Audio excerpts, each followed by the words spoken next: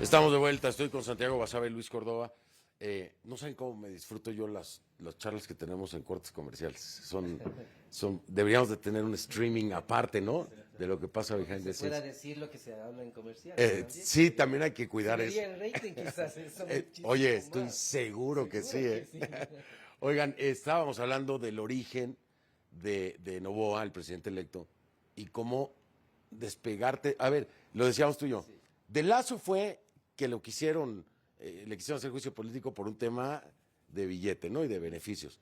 Y entonces yo te digo, cualquier decisión económica que tome Noboa tiene un impacto sobre la familia Noboa y los negocios Noboa. ¿Cómo te separas de eso? Sí, evidentemente, pero yo creo que el presidente, si tiene capacidad y decisión política, lo puede hacer. Pongo un ejemplo que no es necesariamente exactamente igual. El caso de Petro en Colombia. Petro llega con un discurso de izquierda y las élites económicas y los agentes económicos empiezan a generar incertidumbre. Pone a Ocampo como ministro. Una persona que nadie podía objetar por las credenciales que tiene Ocampo. Algo así pienso en un ministro de Economía acá. Alguien que diga, este tipo es una persona respetable, es una persona que no le puedes asociar directamente con un extremismo de ningún lado. Un ministro del Interior que sea alguien representativo de la sociedad de la costa o de la sierra, que tenga capacidad de negociación. Ese tipo de cosas. Las tensiones económicas evidentemente van a estar ahí porque se está juntando el brazo político con el brazo económico en las mismas manos. Pero hay formas de aminorar eso o entregar el sector social, uno de los ministerios, a una persona que represente un sector genuino de ese nivel. ¿Cómo qué? ¿Un Pachacútico o algo así? No necesariamente Pachacutic, pero alguien que socialmente sea representativo y sea aceptado por diferentes sectores. Entonces, si es que hay decisión política, yo creo que es posible hacer un gobierno que sea manejable, que maneje la transición e incluso para beneficio del propio político, porque los políticos viven del poder y de la necesidad del poder, lo pueda catapultar hacia la elección del 25. Qué buenos puntos esos, la verdad que es muy cierto. Las caras que vaya a tener en el gabinete le van a dar o restar, es completamente cierto. Y es cierto por dos factores adicionales, porque el gabinete le permite tener operadores políticos que le permitan construir una relación con la Asamblea. Recordemos que la política es relacional, así que no es solo cuestión del gobierno y nuevo y listo, sino que cómo va a actuar con la Asamblea. Y eso es clave, y ahí necesita Pero tener... ya no queda tan débil Noboa en la Asamblea que construye. Yo pienso que la Asamblea tiene... se le va a sumar. Es que la Asamblea también tiene un nuevo desafío y es también hacer lo mismo, distinguirse, diferenciarse de alguna manera del rol que cumplió en estos 2 años en el gobierno de Guillermo Lasso. Y esto pasa por cuáles son los nuevos liderazgos de los bloques, qué agenda legislativa quieren impulsar, cómo van a comportarse la propia Revolución Ciudadana, Construye y el Partido Social Cristiano, que son los bloques del mundo más importantes. Y en ese escenario, además, hay el otro factor que se señalaba y es el papel de Fuerzas Armadas y de la Policía Nacional. ¿Por qué? Porque ellos están ya en un acuerdo muy avanzado con Estados Unidos, hay cooperación de muy alto calado que va hasta el 2027, el 2030, hay acuerdos y compromisos establecidos. Entonces, ¿hasta qué punto, por ejemplo, el nuevo gobierno va a tener realmente un margen de acción o ya está trazada una cancha para el materia de seguridad? Bueno, pero nunca se dio el plan Ecuador que tanto iba a pedir Lazo. A mí me lo dijo en la cumbre de las Américas allá en Los Ángeles, que se iba a reunir con Biden, que le iba a pedir un plan Ecuador, o sea, como plan Colombia. Eso nunca se dio, nunca llegó hasta allá, vaya. Digamos, yo pienso que el nombre no tiene... esa etiqueta no existe, es pero está planteado dos cosas que son enormemente importantes. La primera, la ley de asociación Ecuador-Estados Unidos, aprobada en Estados Unidos en diciembre del año anterior. Y la segunda, el memorándum de entendimiento entre el Pentágono y el Ministerio de Defensa, que desde el Ministerio de Defensa reconocían bordea los 3.000 millones de dólares. Habrá que ver si es que eso realmente se ejecuta. Pero lo que sí es cierto es que desde el Ministerio del Interior de Guillermo Lasso ya se emitieron 7 instrumentos de política pública con horizonte 2027 y 2030, que coincide con el horizonte de lo que plantea esta ley.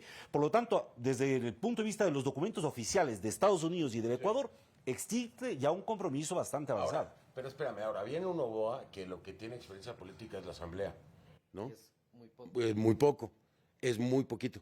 Entonces, lo que necesitas para manejar todo esto hacia 2027 en este alto nivel que estamos hablando, pues yo creo que Daniel no tiene la experiencia ahí, ¿no? No, él no la tiene, pero puede tener la decisión política para rodearse de gente que sí la tenga, efectivamente. Habíamos mencionado lo del gabinete ministerial. Y otra cuestión que es simbólica, muy importante y que la tuvo el correísmo, y por eso tienes ese 47% o el 35% de voto duro, que es la cuestión simbólica. Es hacer cosas que pueden ser en alguna medida poco trascendentes, pero a que la gente les llegan.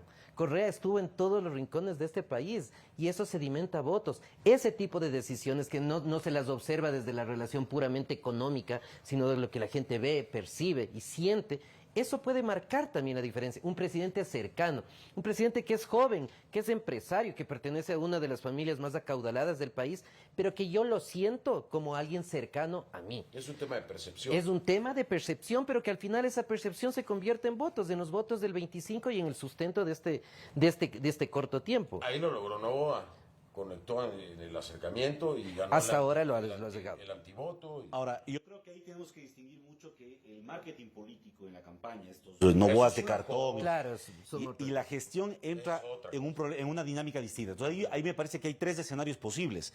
El uno, si hace un pacto interélites, que le puede darle gobernabilidad, poniéndole a la gente, dándole, pero que puede abrir una brecha social que le convulsione nuevamente las calles. El otro, hacer una redistribución con la base social que le permita realmente gestionar con ellos un mejor ámbito de acción. Y ahí, por ejemplo, el movimiento indígena, campesino, que ha venido bregando los últimos años por una agenda más asertiva en el campo del agro, no ha tenido. Si Novoa quiere realmente marcar la cancha de una manera distinta, ese podría ser un gesto simbólico que se convierta en una auténtica política pública, que además disuada la posibilidad de tener protestas en las calles y que le dé, al menos en este año y medio, suficiente tiempo para poder ir proyectando su gestión para un futuro inclusive. Ahora, Santiago, ¿estás de acuerdo conmigo que esto es como un interinato o con un gobierno de transición? Que a lo que le está apostando, o a lo que ahora también le tiene que apostar Novoa, esto es muy importante, es a esa continuidad. Sí, o sea, totalmente. tiene que hacer todo para llegar a la reelección. Pero ¿qué tanto te puede impedir eso, arriesgar en decisiones Absolutamente, importantes? decisiones importantes no se van a tomar. El subsidio, que es una vergüenza porque beneficia a la gente que más recursos tiene, no se va a tocar, seguramente. El tema de la reforma a la seguridad social, no se va a tocar. El tema de la reforma necesaria al código laboral, pero evidentemente que no se va a tocar. Entonces, por eso decía, tiene que ser una agenda de 2, 3 cosas puntuales, específicas, que permitan que la popularidad medianamente se mantenga, que lo catapulte al 2025 y que las calles no se le calienten. Eso es muy complicado, evidentemente, y él por sí mismo seguramente no tiene las capacidades porque tiene 35 años, o sea, no se le puede, no, es que no se le, pero es que no le puedes pedir mucho más, no le puedes pedir mucho más. Tiene 35 años, está muy chavo, ¿no? Está muy joven. Pero me dicen, pero Correa tenía 33. Sí, pero llegó en otro momento y se rodeó 41, o 41. y se rodeó de gente que le supo Exacto. asesorar al inicio del gobierno cuando el proyecto me parece que tenía ideas interesantes, el inicio del correísmo, luego viene lo que viene. Este presidente podría hacer lo mismo, pero ahí nuevamente insisto, si es que él desea abrir la cancha y compartir el poder. Si es que no, siga la receta del presidente Lazo y bueno, los resultados estarán ahí en el corto plazo. Me digas, Luis Sierra, por favor. Yo quiero decir que el tema central es no personalizar la gestión del gobierno, porque una cosa es el presidente, pero hemos visto que sin equipo no va a ningún lado. Y es ese equipo el que puede marcar la diferencia en dos sentidos. El primero, para poder realmente mostrar una gestión, una capacidad institucional. Y el segundo, que es también más importante, para construir un gobierno con base en políticas públicas, porque lo que ha habido es una visión gerencial de gobernar un país que el presidente Lazo ha impuesto y que le ha llevado a estos enormes problemas. ¿Por qué me parece que es imprescindible esto? Porque él tiene una papa caliente en la mano. Y es estas dos promesas que ha hecho. La una, garantizar seguridad. Si en los 2 meses de gobierno no logra revertir la tendencia de lo que está ocurriendo, es muy difícil que tenga credibilidad para avanzar a su segunda oferta, que es esta consulta popular. Quiero además agregar y cerrar diciendo, la oferta de ir a una consulta popular no es una cosa descabellada de él, es precisamente una bandera electoral que varios sectores de la élite económica han venido impulsando porque quieren una reforma constitucional que habilite muchas de las cosas que no estaban antes habilitadas. Así que yo creo que eso va a seguir siendo uno de sus puntales. Y fíjate que el tema constitucional también es otro. Tendríamos que hacer un programa concreto de eso, porque tenemos que hablar de la Constitución y de la que está y de la que estaba, porque es un tema que sigue gravitando. Me tengo que despedir. Perdón, Santiago y Luis, mil gracias por haberme acompañado y por su análisis y por la paciencia y por todo. Ha sido un placer. Sobre todo. Muchas gracias. No, gracias a ustedes. Voy a marcar una pausa. Regreso y seguimos con esta cobertura especial.